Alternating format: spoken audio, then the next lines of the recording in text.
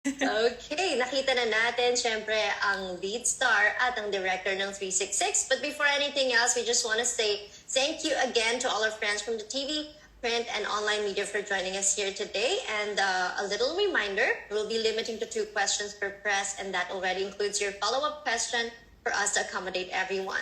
Please refrain from asking insensitive, offensive, and personal questions. We will only entertain questions related to the film. And while waiting for your turn to ask, kindly turn off your microphone and camera for a while. We will be mentioning press names to be on standby mode, meaning by that time you can now open your camera and microphone, but please make sure that your audio won't be a distraction to the ongoing press con. And lastly, if you are having any technical problem, you can send Viva your questions and we'll be the one to ask it for you. Thank you for your cooperation, and now let's open the floor for your questions for Miss Bella. Please do stand by for our first batch, Cinema Bravo, Don Sermino Abante News Online, Mr. Mario Dumawal TV Patron, Acer Moyo, People's Journal and TikTok, Ms. Lea Salteria of ABS-CBN.com, and Bernard Santos of My Movie World. Our first question will be coming from Cinema Bravo. Hi, good afternoon, Jean. Good afternoon kay Bella din. Hello, good afternoon. Bella, Thank you. congratulations. Ako ang nag-subtitle ng Sandaang Tula at saka The Day After Oh, Valentine's. nice. Thank you. Nako, salamat. Congratulations dahil ito isa na namang romantic movie na galing sa'yo, and this time naman directorial debut mo. Yes. Could you take us back?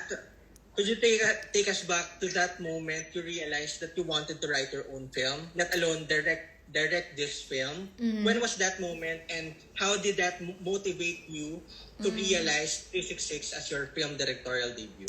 Thank you. I think my first parang full script na I wrote was back in 2011. I wrote Coming Soon for N Squared Productions.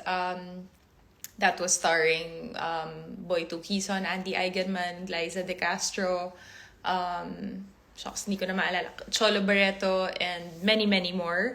That was the first full script I did. Pero naalala ko nung linabas yung Coming Soon, I asked kung pwede real name ko yung gamitin. So they credited me as Krista Sullivan instead of Bela Padilla. I guess back in 2011, I wanted writing to be a totally separate entity from my acting career or life. And then after that, I would still continue writing concepts and stories. In fact, I submitted a concept before to GMA when I was still with GMA for a TV show that they eventually did. And then I co-wrote 10,000 Hours, which bagged Best Original Story in MMFF. And I think that's when I really took writing seriously na, kasi parang nakita ko na, okay, we can give the public and we can present stories that aren't the usual formulaic stories that I guess we're used to seeing. And I guess because of 10,000 Hours, I had the confidence to write and to really use my voice. And I was given opportunities by my bosses in ABS-CBN and Viva, of course.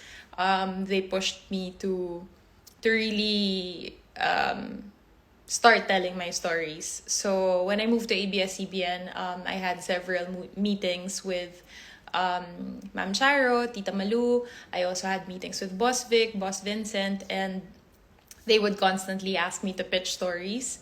Camp Sawi was one of my first creations, I guess, written by Direk Irene Villamor, but the concept came from me, and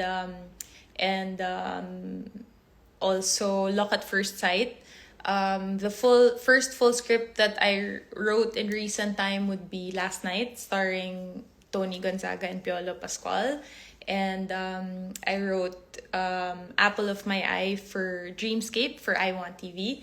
And now, of course, I've created 366. So 366 originally wasn't meant for me.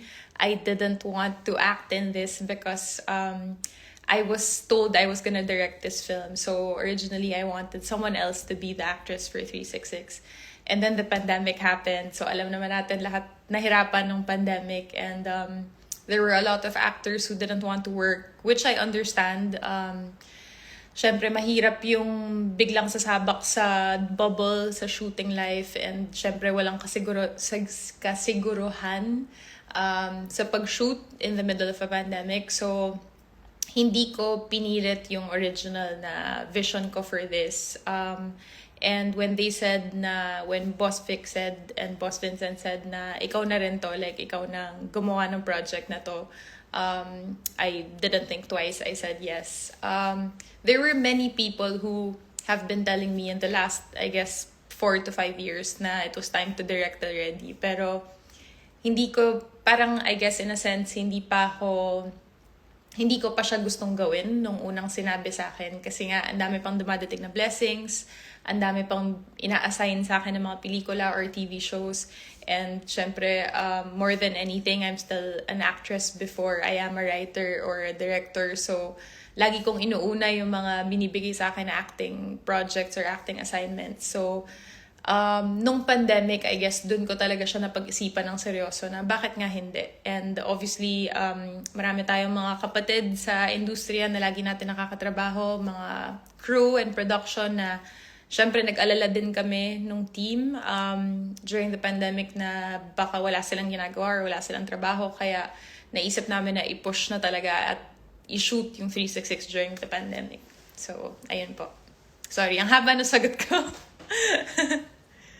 Thank you, Bella. Thank you. Ang next question ko naman, alam mo nung bago mag-pandemic, ang vodka ang top grosser natin na Filipino film sa cinemas. Thank you. Yes. Nagkaroon ba ng opportunity sana for 366 na maipalabas sa cinema? Kasi nag-post ka nung February na ipapalabas siya nung February. Tapos Yes. nitong lately din, April naman dapat siya. And now, sa Viva Max na siya. Can you share with us the process? Yes. Actually, quick background sa vodka. First, gusto ko magpasalamat sa lahat din ng press, sa inyong lahat na tumulong sa amin sa promo ng On Vodka Beers and Regrets.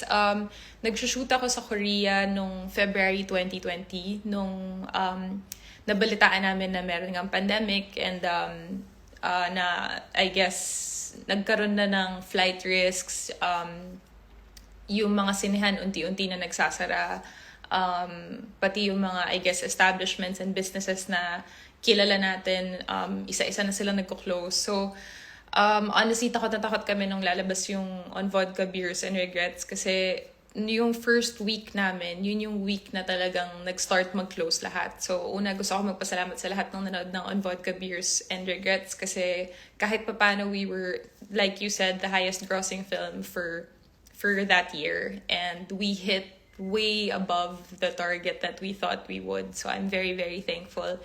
And obviously,